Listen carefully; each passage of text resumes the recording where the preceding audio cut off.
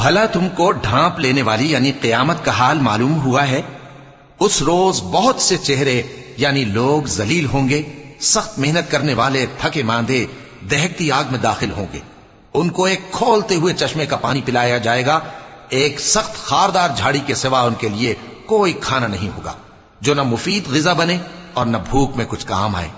بہت سے چہرے یعنی لوگ اس روز شادماں بھی ہوں گے، اپنی محنت کے بدلے پر خوش، بہشت بری میں وہاں کسی طرح کی لغو بات نہیں سنیں گے، اس میں چشمے بہ رہے ہوں گے، وہاں تخت ہوں گے اونچے اونچے اور کٹورے قرینے سے رکھے ہوئے اور گاؤ تکیے قطار کی قطار لگے ہوئے اور نفیس مسندیں جگہ جگہ بچھی ہوئی۔ تو کیا یہ لوگ اونٹوں کی طرف نہیں دیکھتے کہ کیسے عجیب پیدا کیے گئے ہیں،